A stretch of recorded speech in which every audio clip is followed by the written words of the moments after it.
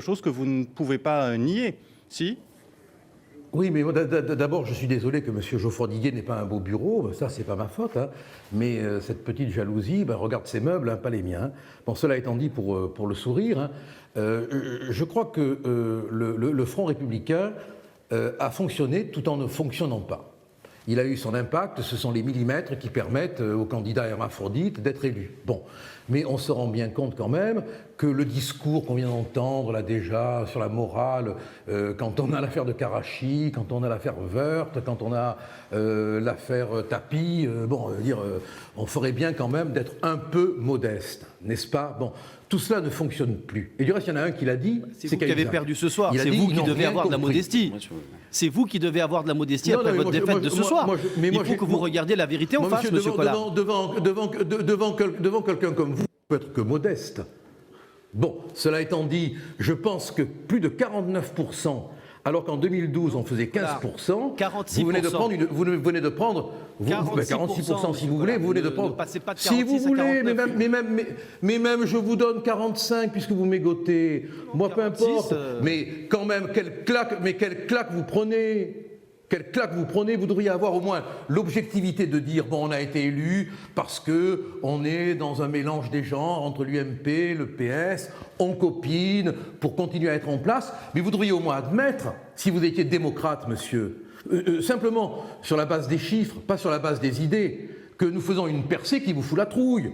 Parce que sur le plan électoral, maintenant, vous n'existez plus, que si vous vous mariez avec l'UMP, que si l'UMP se marie avec le PS, vous me direz c'est le mariage pour tous, donc c'est bienvenu. Hein. Ne remplace pas la réalité, monsieur Collard. Et pour ma part, j'ai été élu député en juin dernier, donc je n'ai pas de leçon à recevoir, ni de modestie et ni de démocratie venant de l'extrême droite. Et vous qui faites partie de l'élite médiatique depuis 30 ans, vous avez beau dénoncer les élites contre le peuple, c'est totalement ridicule et grotesque. Geoffroy-Diguier vous répond, Gilbert Collard. Monsieur Collard. Non, mais attendez, un mot, s'il vous permettez. Très rapidement, Gilbert Collard, et ensuite ce sera à Geoffroy-Diguier. Non, mais simplement pour pointer l'usage du vocabulaire.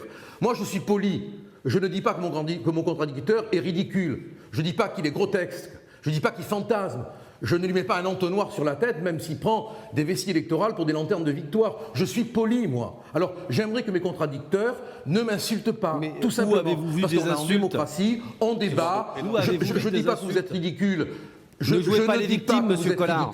Vous n'êtes pas avocat de la défense ce soir. Je dis, non, mais vous seriez plutôt vous dans le camp des accusés. Non, mais vous n'êtes pas l'avocat de la défense. Je crois qu'il faut assumer les résultats de ce soir. La manière dont vous traitez la démocratie, croyez-moi, elle n'est pas belle. Parce que votre conglomérat PS-UMP... Il n'y a pas de conglomérat. C'est vous qui préparez en catimini des alliances avec l'UMP pour les élections municipales. On le sait très bien.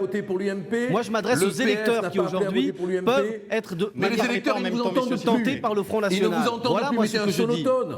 Ils ne vous entendent plus, les électeurs. Gilbert avec Collard, le mariage consanguin entre l'UMP et le PS, plus personne ne vous entend. Monsieur Collard, vous m'avez invité à être modeste. Pour ma part, je vais vous inviter à être rigoureux. Non, vous avez parlé, donc vous allez me laisser parler. Vous avez parlé des affaires dites Wörth, dites Guéant, dites Tapi.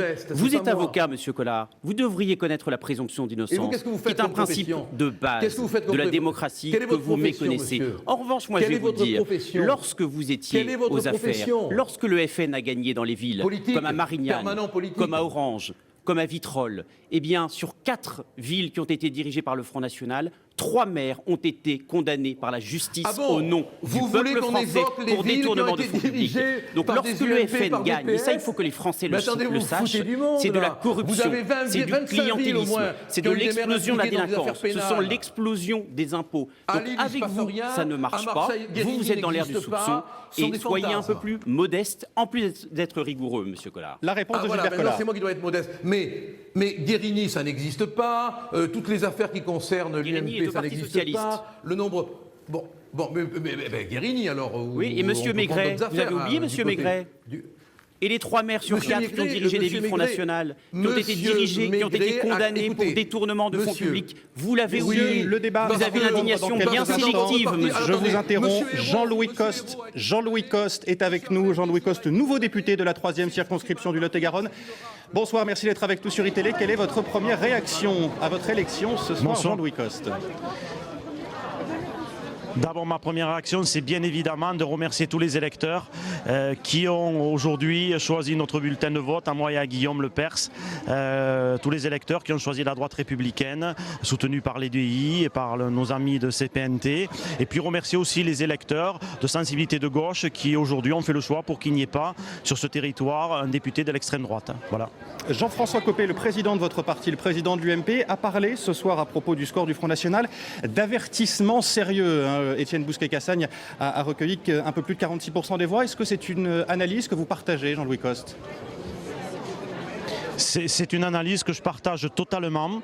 Je crois qu'effectivement, c'est un message qui est adressé à la classe politique en général, un message aussi au gouvernement, parce que la politique économique du gouvernement qui est menée actuellement est dévastatrice en termes économiques. Et aujourd'hui, si un certain nombre de responsables socialistes nationaux venaient sur le terrain se rendre compte du résultat de leur politique, je crois qu'ils comprendraient les peurs des gens. Donc on a un certain nombre de problèmes qui ne sont pas réglés et le Front National surfe sur ces peurs-là et voilà, donc c'est clairement un avertissement et il faut que la classe politique l'entende. Voilà, les citoyens, les administrés attendent qu'on règle tout simplement leurs problèmes et si on règle leurs problèmes, je pense que l'étiage du Front National baissera. Restez avec nous, Jean-Louis Costes. Je voudrais que Gilbert Collard, qui est avec nous depuis le Gard, réagisse à ce que vous venez de dire. Gilbert Collard, Jean-Louis Costes estime que le Front National surfe sur les peurs. Que lui répondez-vous ? Je lui réponds que s'il veut faire du surf, il va à Hawaï. Hein. Bon, ça, ce sont des éléments de langage qu'on distribue dans les partis politiques. Il y a une réalité. C'est le drame français. Permettez, monsieur, permettez que je termine, s'il vous plaît. Laissez-moi. Mais la réalité, c'est qu'il y a des peurs. La réalité, c'est qu'il y a des peurs. La réalité, c'est qu'il y a le chômage. La réalité, c'est qu'il y a l'insécurité. La réalité, c'est qu'il y a une Europe qui nous plie. Vous n'avez rien fait pour régler ce problème. Depuis 30 ans que vous êtes au pouvoir, il est quand même normal que les gens fassent le constat de votre incapacité, non pas à surfer, mais à régler les problèmes, c'est tout. Bon, au lieu de dire il y a des peurs et le Front National surfe dessus, dites plutôt il y a des peurs et les électeurs se rendent compte que le Front National est capable de régler ses peurs. Voilà Gilbert Collard, on vous a compris la réponse de Jean-Louis Costes. Gilbert Collard, la réponse de Jean-Louis Costes, rapidement. Oui, qu'il y ait des peurs, c'est évident, mais ce n'est pas avec des propos démagogiques et des solutions toutes faites du Front National que les problèmes des gens, les peurs des gens seront réglés. Voilà, je tiens à le dire très clairement. J'ai pendant cette semaine entendu beaucoup de propos ultra démagogiques.